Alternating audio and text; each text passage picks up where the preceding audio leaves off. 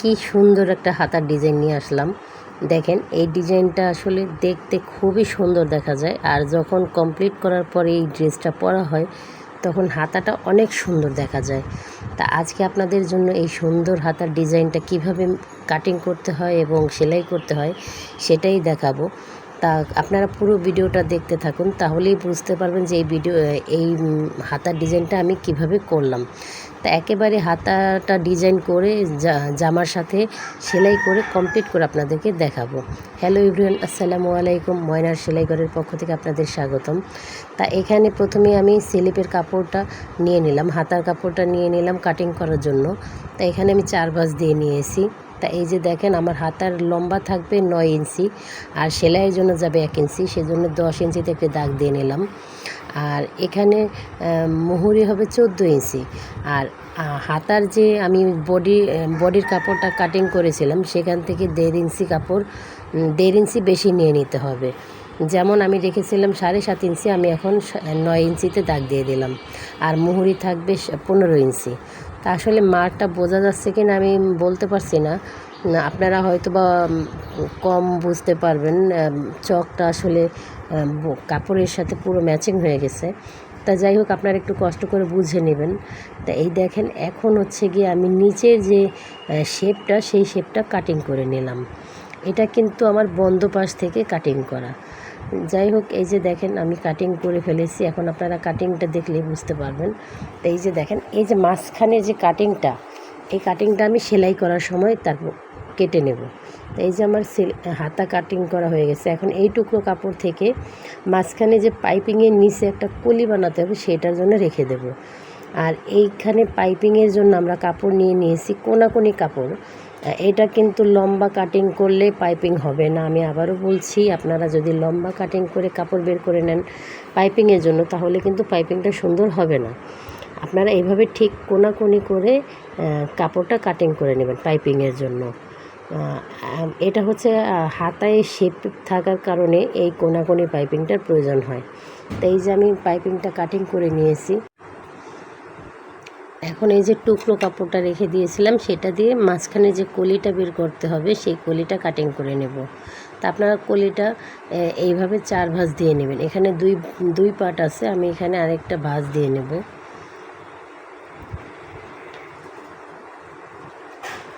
আমি এখানে আরেকটা ভাঁজ দিয়ে তারপরে কলিটা কাটিং করে নেব। এই যে দেখেন এখানে 4টা পার্ট। এখন এইটাকে সুন্দর করে আমি কলি কাটিং করে নেব।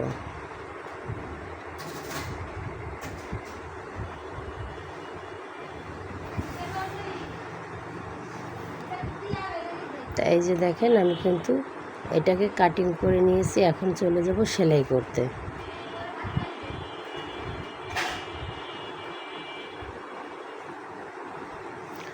তা এই যে দেখেন এখন আমি মাঝখান থেকে কাপড়টা কাটিং করে নিয়েছি। কাটিং করে এখন আপনারা খেয়াল রাখতে হবে যে শেপের সাইড কোনটা আর স্লিভের আর্মহোল সাইড কোনটা, মানে হাতার যে আর্মহোলের সাইড আছে সেটা আপনারা খেয়াল করে তারপরে পাইপিংটা সেলাই করবেন। তাই যে দেখেন প্রথমেই আমি ফিটের 1 ফিট অনুযায়ী পাইপিংটা সেলাই করে নিচ্ছি। আপনারা খুব ইজিভাবে পাইপিংয়ের কাপড়টাও খুব আলতোভাবে ধরবেন, এবং হাতার যে কাপড়টা এটাকেও কোনো টানাটানি করবেন না, খুব আলতোভাবে এই পাইপিংটা জয়েন করবেন।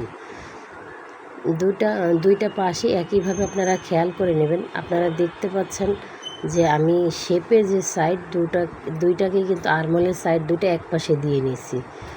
প্রথমে আমি শেপের সাইড থেকে ধরেছি, আরেক পাট আমি আর্মহোলের সাইড থেকে ধরেছি। এই যে দেখেন এই শেপের জায়গাগুলো খুব আস্তে আস্তে করে আপনারা সেলাই করবেন, টানাটানি করবেন না। টানাটানি করলেই কিন্তু পাইপিংয়ের শেপটা বা পাইপিংয়ের ফিনিশিংটা সুন্দর আসবে না।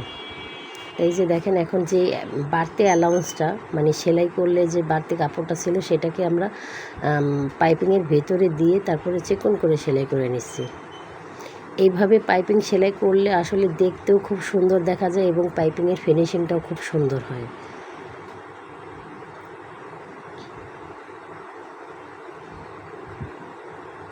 তা আপনাদের যদি আমার ভিডিওটা বুঝতে কোনো সমস্যা হয় বা কোথাও যদি কোনো বুঝতে সমস্যা হয়ে থাকে, তাহলে অবশ্যই কমেন্ট করবেন। আমি আপনাদের কমেন্টে রিপ্লাই দেব ইনশাআল্লাহ। এই দেখেন পাইপিং কিন্তু এক পাশে সেলাই করা হয়ে গেছে। এখন আমি আরও এক পাশ একইভাবে সেলাই করে নেব, চিকন করে ভেঙে ভেঙে তারপরে সেলাই করে নিতে হবে। আপনাদের খেয়াল রাখতে হবে যে সেলাইয়ের যে অংশটা ছিল সেই অংশটা কিন্তু আমি পাইপিংয়ের ভেতরে দিয়ে তারপরে সেলাই করছি।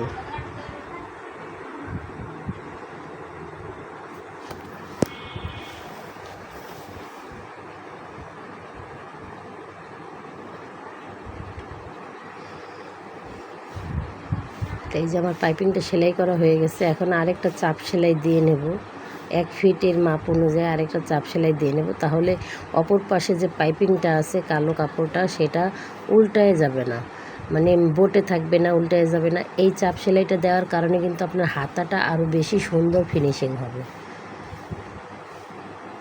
এই যে দেখেন আমার কিন্তু সেলাই করা হয়ে গেছে। এখন হচ্ছে যে মাঝখানে কলিটা, সেই কলিটা আমি তৈরি করে নেব।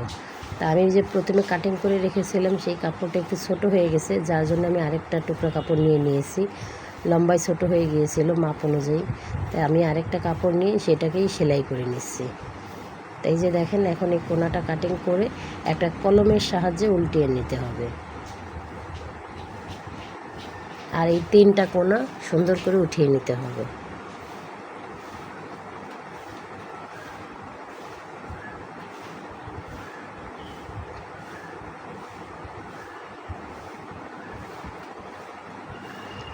এখন এই কলিটা বসিয়ে আমি এখানে মার্ক করে নেব 7.5 ইঞ্চিতে একটা দাগ দিয়ে দেব। 7.5 ইঞ্চিতে দাগ দিয়ে তারপরে আমি কলিটা জয়েন করে নেব। এই যে দেখেন কলির যে 3টা কোনা আছে, এক কোনার সাথে মানে সাইডের যে কোনা ছিল সেই সাইডের কোনার সাথে আমার হাতার দাগটা মিলিয়ে নেব। এটা হচ্ছে আসলে হাতার মুহুরির মাপ।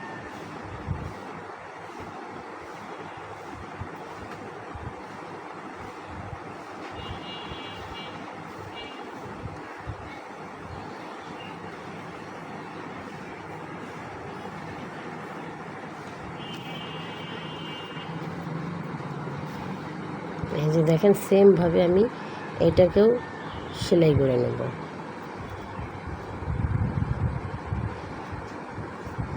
আমার হাতার ডিজাইনটা কমপ্লিট হয়ে গেছে। আমি আরও একটি হাতার ডিজাইন করে নিয়েছি। এই দেখেন 2টা ডিজাইনই কিন্তু খুব সুন্দর হয়েছে, 2টা হাতা দেখতে কি সুন্দর দেখাচ্ছে। তা এখন আমি এই হাতা দুটো কিভাবে আপনারা মুহুরের মাপ নেবেন, মুহুরের মাপ নিয়ে তারপরে জামার সাথে সেলাই করবেন সেটা দেখাবো। তা আপনারা যদি আমার ভিডিওটা ভালো লাগে, আমার এই হাতার ডিজাইনটা আপনাদের খুব পছন্দ হয়ে থাকে, অবশ্যই আমার চ্যানেলটা সাবস্ক্রাইব করে দেবেন এবং লাইক করে পাশেই থাকবেন। আর যদি কোথাও বুঝতে সমস্যা হয় তাহলে কমেন্ট করে জানাবেন। তা এই যে দেখেন এখন হাতার যে মুহুরের মাপ আছে, আপনারা এই মুহুরের মাপটা কিভাবে নেবেন সেটাই আমি দেখানোর চেষ্টা করছি। এখানে হচ্ছে গিয়ে আপনারা যে কলিটা আছে সেই কলির থেকে ধরেই মাপটা নিতে হবে। এই কলি থেকে ধরে আমার হাতার মুহুরির মাপ হবে গিয়ে 15 ইঞ্চি। আর যেহেতু এটা একটু মোটা মানুষের সেহেতু আমি একটু বেশি নিয়ে নেব, 8 ইঞ্চিতে সেলাই করে নেব, 16 ইঞ্চিতে। আর এইখানে আমার হাতার থাকবে 17 ইঞ্চি, আমি 18 ইঞ্চি রেখে তারপরে সেলাই করে নেব। তা সেমভাবে আমি 2টা হাতে একইভাবে জয়েন করে নেব। 16 ইঞ্চিতে একটি মার্ক করে তারপরে সেলাই দিয়ে আর এখানে আবার 18 ইঞ্চিতে সেলাই করে নেব। তাই যে দেখেন আমার হাতাটা জয়েন করা হয়ে গেছে। এখন আমি জামার সাথে হাতাটা জয়েন করে নেব।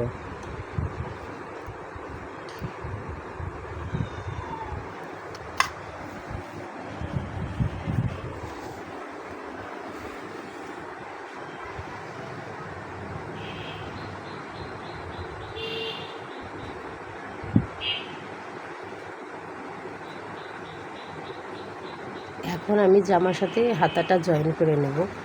হাতা যেভাবে জয়েন করে স্বাভাবিকভাবে আমিও সেভাবেই জয়েন করে নেব। এখানে হচ্ছে আরেকটা কথা, আপনারা হাতার মাঝখানে যে পাইপিং, 2টা পাইপিং একসাথে, সেই পাইপিংটা শোল্ডারের সাথে মিলিয়ে তারপর আপনারা জয়েন করবেন। এটা খেয়াল রাখতে হবে, কম বেশি হয়ে গেলে আসলে হাতার ডিজাইনটা বাঁকাতারা হয়ে যাবে। আপনাদের পাইপিংয়ে যে 2টা পাশ, এই 2টা পাশ শোল্ডারের সাথে মিলিয়ে তারপর জয়েন করে নিতে হবে।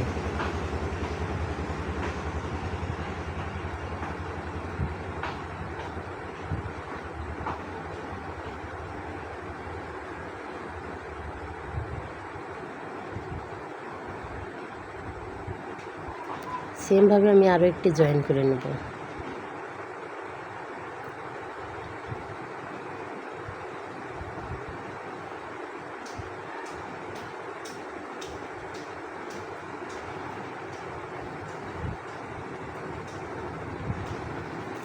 এই যে দেখেন পাইপিংয়ের যে মাঝখানের পার্টটা আছে, মানে দুইটা পার্টের মাঝখানে শোল্ডারটা জয়েন করতে হবে।